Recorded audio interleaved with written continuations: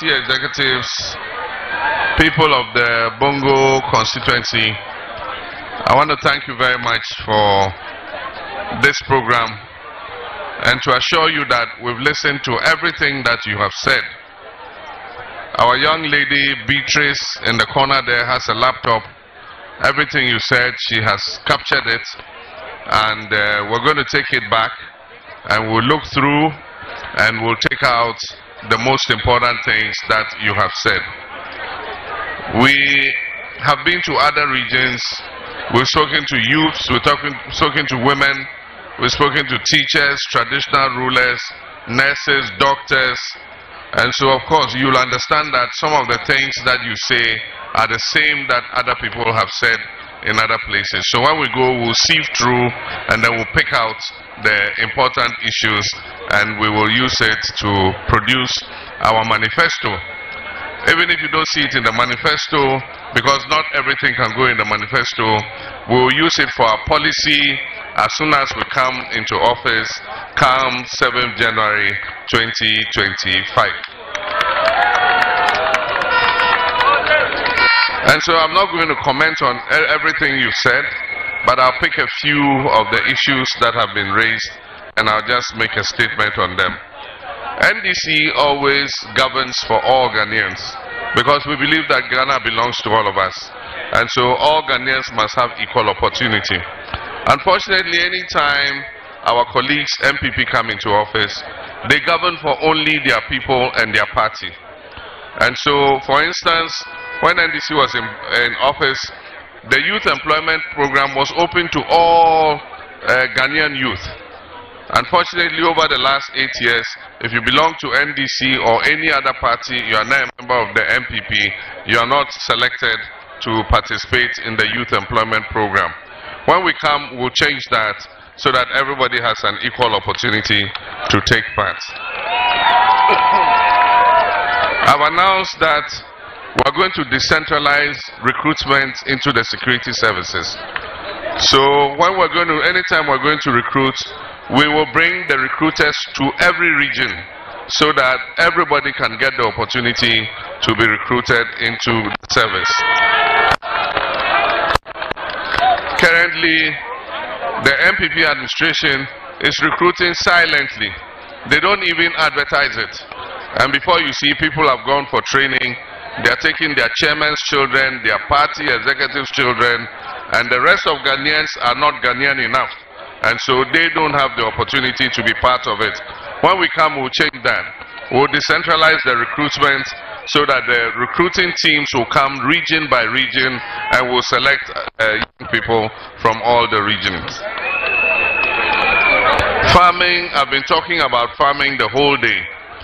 When we come, we're going to assist you so that you can do dry season farming, so that our young people don't have to migrate to the south. And so we're going to give you small water pumps so that you can put it in the water and draw the water to do your onions, your carrots, your cabbage, your vegetables, your pepper, and whatever you want to plant.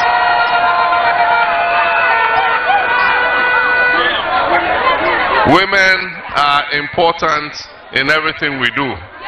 And so for all the women and the businesses you do, the small businesses, the trading, the hairdressers, the dressmakers, all of you, we expect that you register your associations. If you register your associations, you have your executive, we will give you small credits so that you can put it in your business, and when you have worked and you pay, you give it to another member of the group. We don't want to come and give it to individuals. We want to come to Bongo District and give the credits to the Ghana Hairdressers and Beauticians Association of Bongo District. And you know your members, so you lend the money to them, and when you pay back, we will give you an even bigger amount of money to lend more to your people. When you pay back, we'll increase the amount and we'll keep increasing it until all of you are able to benefit. GM Bank, a lot of our people have lost their money, even pensioners have lost their money with the closure of the bank. Government promised that it will pay Ghanaians' deposits in that bank. Unfortunately, they have not been able to. When we come, that is a matter we'll look out and we'll try and resolve it. Assembly members have itemized so many things. Bridges, health facility. Health facility, we acquired a land at Gorgo to build a new hospital for Bongo district. That land is still there. And so when we come, Bongo deserves a new hospital so that you don't always have to run to the Bolga Regional Hospital anytime somebody is ill. They talked about rural electrification. We were extending the light to all the communities, and then we left office 7th January 2017. Indeed, in some of the communities, we had poles, we had electric wires, all lying in the community waiting to be connected. After we left, the new MPP government abandoned the project. And plenty of those items, the wires and the poles and other things, were stolen and taken to Burkina Faso and sold. And we have about, as I speak, about 42 communities that were expected to have been connected to electricity are still without power 8 years after the MPP administration came into office. And so, for those communities, don't worry, when we come, we'll start the rural electrification project again so that you can get your power.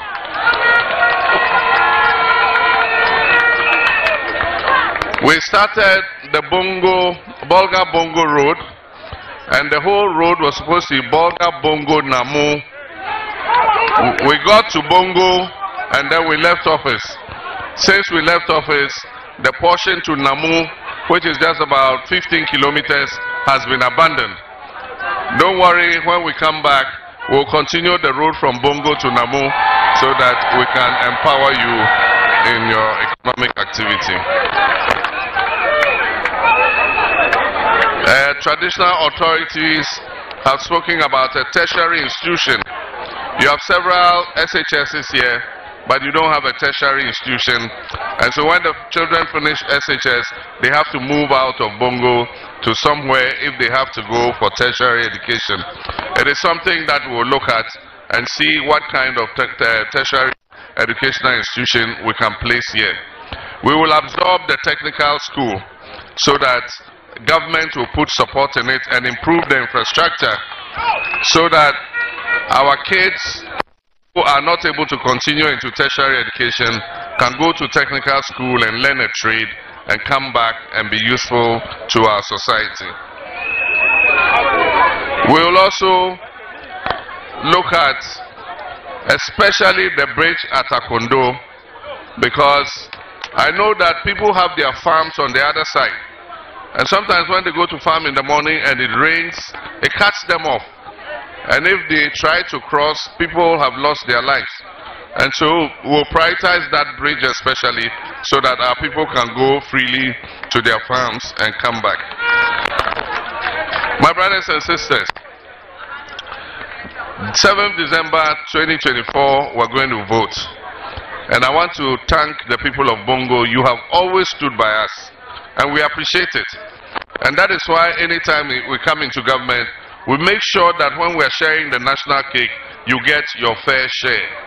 I want to assure you that when the NDC comes back and we're sharing the national cake, Bongo district, Bongo constituency will get its fair share of the national cake. I am standing for the presidential election on behalf of NDC, and as you know, our brother, who is also called Bawa Dua, is standing for the parliamentary. And I have been assured, Edward is my younger brother, and I have been assured that there is no division amongst you.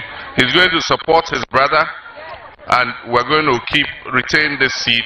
He's going to go to parliament, and Edward is still useful to us, we will find something for him also to do. And so I'll raise his hand so that you know that he is the person that we have selected to run as parliamentary candidate for the NDC in the Bongo constituency. Thank you.